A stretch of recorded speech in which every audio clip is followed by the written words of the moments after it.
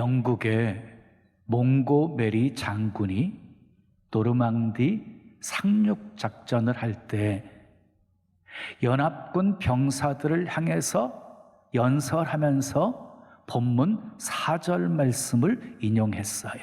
내가 하나님을 의지하고 그 말씀을 찬송하올지라. 내가 하나님을 의지하였은즉 두려워하지 아니하리니 혈육을 가진 사람이 내게 어찌하리이까. 몽고메리가 연설을 하다가 마지막 11절 말씀을 인용합니다. 내가 하나님을 의지하였은즉 두려워하지 아니하리니 사람이 내게 어찌하리이까. 결국 몽고메리 장군의 믿음대로 전쟁에서 대승을 거두게 되어집니다. 하나님을 의지한 결과였습니다. 그리고 세계 2차 대전을 종식시키는 결과를 가져오게 되어집니다.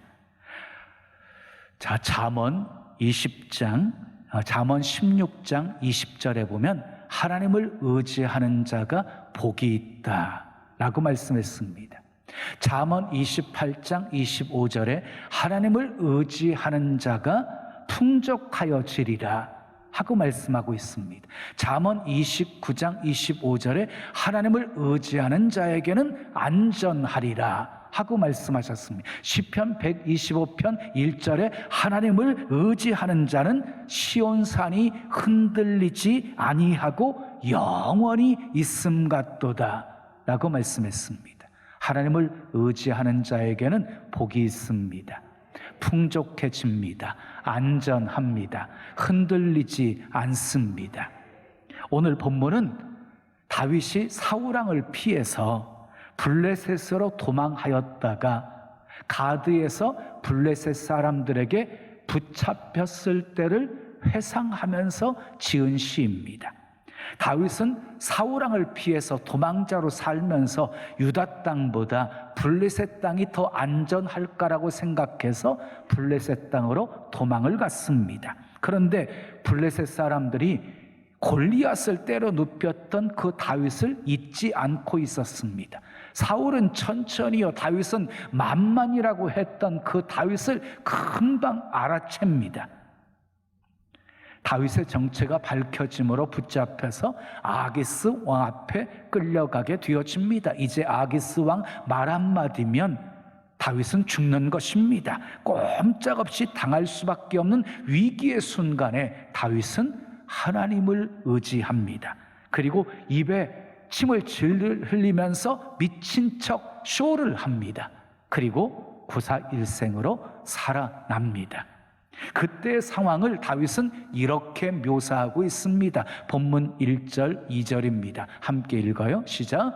하나님이여 내게 은혜를 베푸소서. 사람이 나를 삼키려고 종일 치며 압제하나이다. 내 원수가 종일 나를 삼키려 하며 나를 교만하게 치는 자들이 많사오니. 아기스의 신하들이요, 미친 척 쇼를 하고 있는 이 다윗의 정체를 밝히려고 종일 다윗을 치고 괴롭혔어요. 무서운 고문이 계속되어졌다는 것이에요. 다윗이 무슨 말을 해도 그들은요, 다윗의 말을 믿으려고 하지 않았어요. 본문 5절 말씀 읽어요. 시작. 그들이 종일 내 말을 곡해하며 나를 치는 그들의 모든 생각은 사악이라. 어떻게 해서라도 다윗을 죽이라고만 했습니다. 다윗은 이런 위기의 순간에 어떻게 했습니까? 하나님을 의지했습니다. 본문 3절에 보면은 내가 주를 의지하리이다. 4절에 내가 하나님을 의지하고 내가 하나님을 의지하였은즉, 10절에 내가 하나님을 의지하여 여호와를 의지하여, 11절에 내가 하나님을 의지하였은즉, 의지한다고 하는 고백을 다윗이 6번이나 반복해서 하고 있습니다.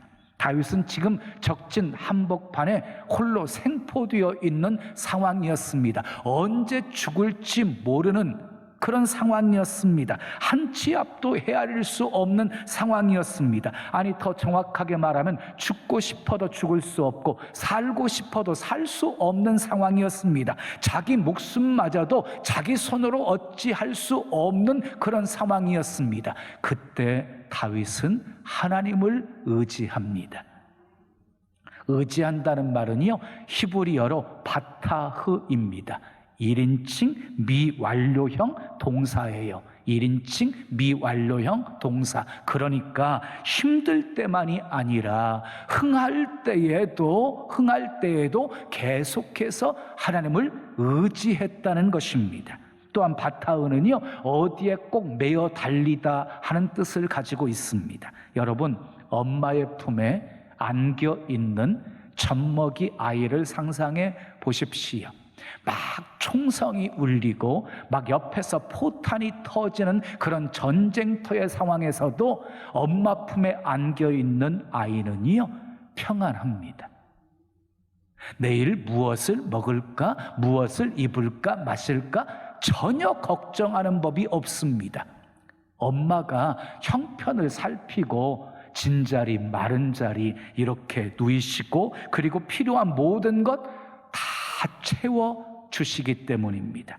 하나님을 의지한다는 것이 바로 이런 것입니다. 젖먹이 아이가 엄마의 품에 안기듯이 주님 품에 안기는 것입니다. 아멘. 주님께 나의 전부를 다 맡기는 것입니다. 사랑하는 여러분, 문제가 발생하셨습니까? 이러지도 저러지도 못할 상황이십니까? 일어난 사건보다 더 중요한 것이 있습니다. 어떻게 반응하느냐입니다. 다윗처럼 하나님을 의지하십시오.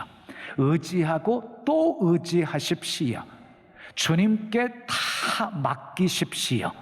젖먹이 어린 아이가 부모 없이는 살 수 없는 것처럼 우리는 하나님의 도우심 없이는 살아갈 수 없는 존재입니다. 그런데 한 다리는 여기에, 한 다리는 저기에 걸치고 있고 안긴 것도 아니고 안 안긴 것도 아닌 어정쩡한 상황에 머물러 있지 마십시오. 기왕 믿을 것 철저히 믿으시고 온전히 여러분들의 삶 주님께 맡기십시오. 온전히 맡긴 내 인생 우리 주님이 책임져 주십니다. 믿으시면 크게 아멘. 오늘은 다윗을 통해 하나님을 의지하는 사람에게 주시는 복이 무엇인지 살펴보면서 은혜를 나누고자 합니다. 자, 하나님을 의지하면 첫째 따라하겠습니다. 두려워하지 않습니다. 3절 말씀 있겠어요? 시작. 내가 두려워하는 날에는 내가 주를 의지하리이다. 두려워하는 날에 다윗은 누구를 의지한다고 고백하고 있어요? 하나님을 의지한다고 고백하고 있어요. 다윗은 두려움을 이기는 방법이 무엇인지를 정확하게 알고 있는 거예요. 하나님을 의지하면 두려움을 극복할 수 있지만 하나님을 의지하지 아니하면 세상 모든 것을 다 가지고 있다 할지라도 두려워할 수밖에 없는 인생임을 너무너무 다윗은 잘 알고 있는 것이에요. 여러분, 두려워하는 날에 다윗처럼 하나님을 의지하십시오. 하나님 의지하면 두려움 이길 수 있습니다. 자, 두려워하는 날에 하나님을 의지하겠다고 고백했던 이 다윗이 계속해서 이렇게 다짐하며 노래합니다. 본문 4절 읽어요. 시작. 내가 하나님을 의지하고 그 말씀을 찬송하올지라. 내가 하나님을 의지하였은즉 두려워하지 아니하리니 혈육을 가진 사람이 내게 어찌하리이까. 다윗은 지금 아기스 왕과 그 신하들 앞에서 미친 척하면서 입에 침을 질질 흘리는, 그리고 쇼를 하고 있는 절박한 상황이었습니다. 그러나 그 순간에도 다윗은 하나님을 의지하고 있기에 두려워하지 않아요. 그리고 이어서 혈육을 가진 사람이 내게 어찌하리이까 라고 말합니다. 무슨 말입니까? 하나님을 의지하는 나를 사람이 감히 어찌할 수 없다는 말이지요. 놀라운 고백입니다. 이런 믿음이 어디서 나온 것입니까? 13절 말씀 읽습니다. 시작. 주께서 내 생명을 사망에서 건지셨음이라. 주께서 나로 하나님 앞 생명의 빛에 다니게 하시려고 실족하지 아니하게 하지 아니하셨나이까. 지금까지 다윗은요, 사망의 음침한 골짜기에서 건짐받은 것이 한두 번이 아니었어요.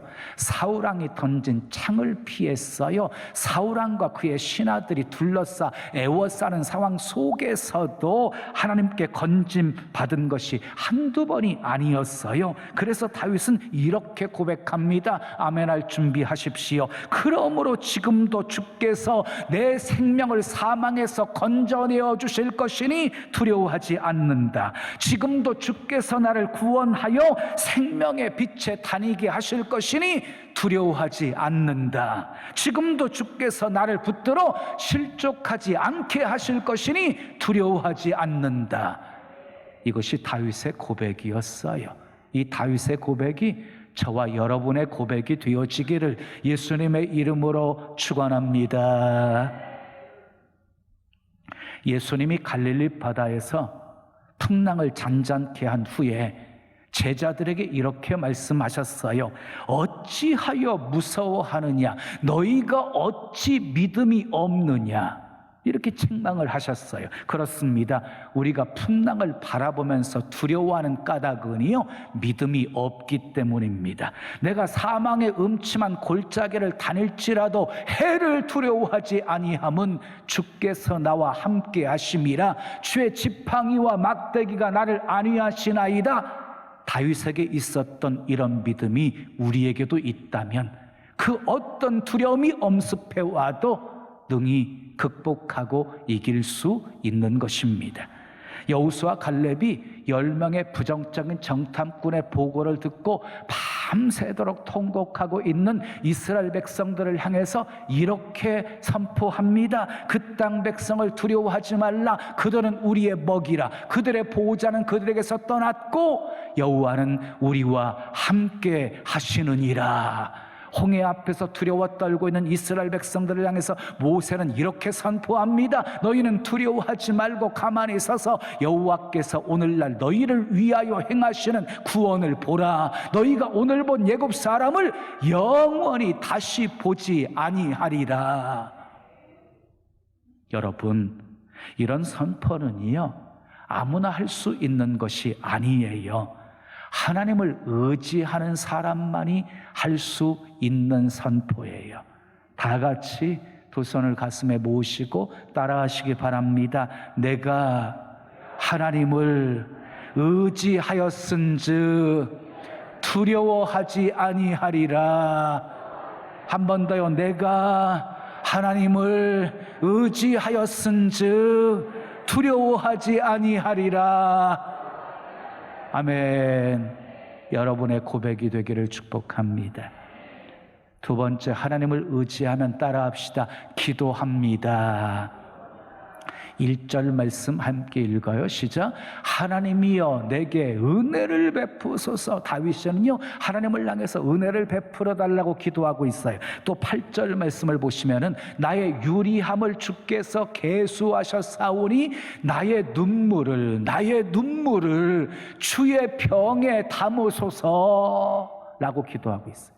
여기서 계수한다는 말은요, 계수라는 말은 숫자를 하나하나 헤아리듯이 다윗은 하나하나 나의 사정을 헤아려 주시는 주님을 향해서 나의 눈물을 주의 병에 담아주소서라고 호소하며 기도하고 있습니다.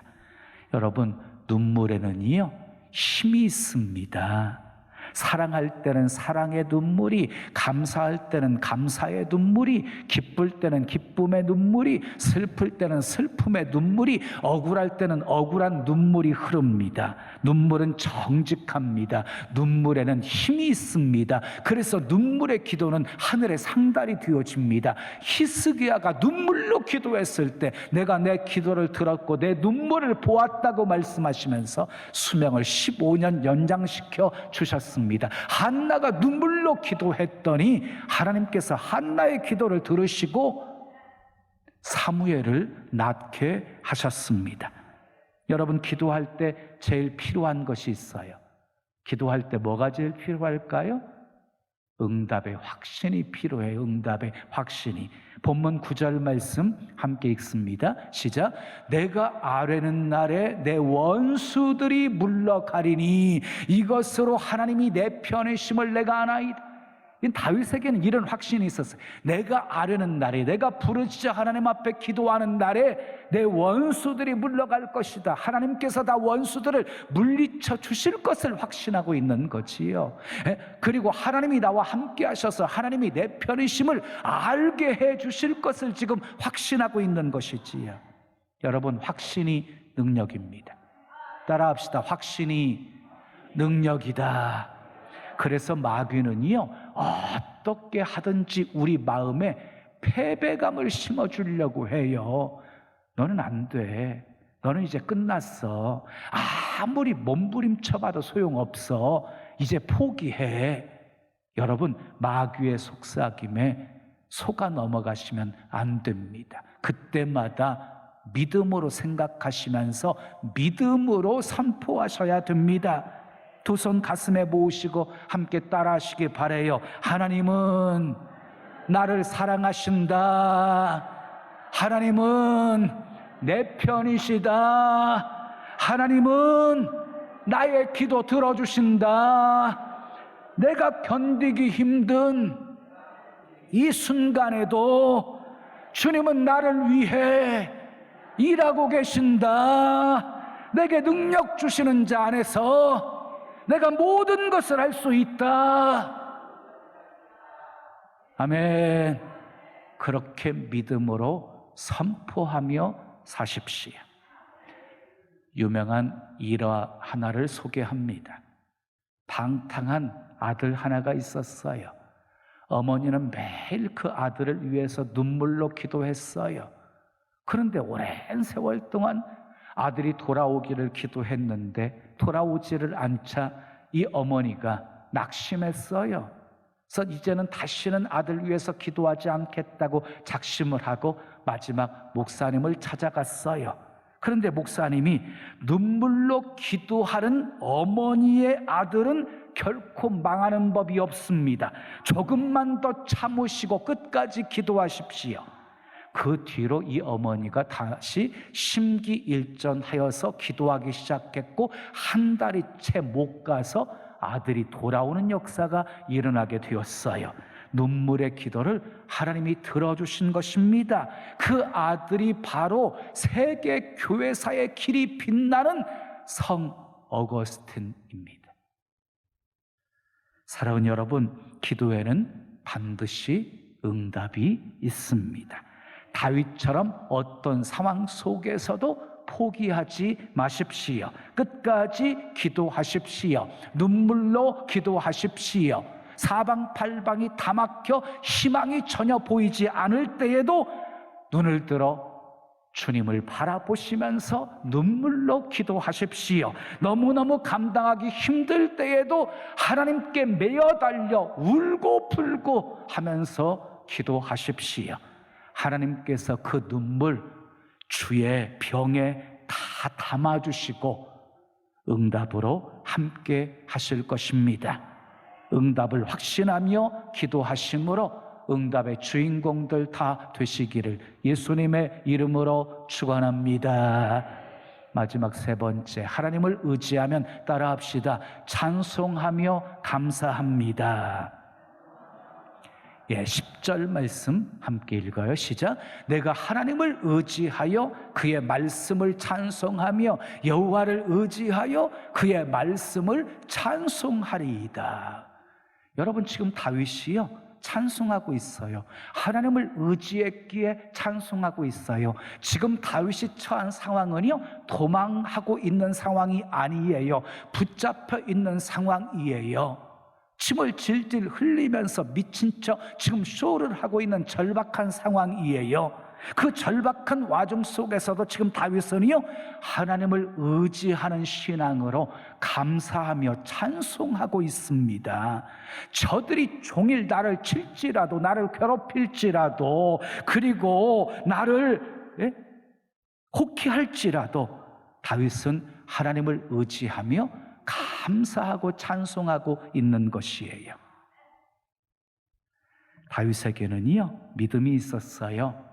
사망의 음침한 골짜기에서 건져주신 하나님이, 지켜주신 하나님이, 실족지 않게 하신 하나님이 지금의 환난에서도 건져주실 것을 믿은 거예요. 그래서 감사하고 찬송할 수 있었던 거예요. 또한 이 다윗이 절대절명의 위기 속에서도 감사하고 찬송한 이유가 있어요. 이유가 서원을 했기 때문에. 본문 12절 말씀 함께 읽어요. 시작. 하나님이여 내가 주께 서원함이 있사온즉 내가 감사제를 주께 드리리니 그랬어요. 여러분, 다윗의 서원은요 무엇이었어요? 어떤 어려움 속에서도 감사하는 삶을 살겠다는 서원이었어요. 그래서 그 서원을 지켜서 절박한 상황 속에서도 감사하며 찬송하고 있는 것이에요. 여러분, 희망이 있을 때 희망을 말하는 것은 누구나 할 수 있는 것이에요. 근데 희망이 전혀 보이지 않을 때 희망을 노래할 수 있는 것, 그것은 아무나 할 수 있는 일이 아니에요. 자, 그럼 다윗이 왜 어떤 일이 있어도 감사하겠다고 서원을 했을까요? 그것은 하나님의 신실하심을 믿었기 때문입니다.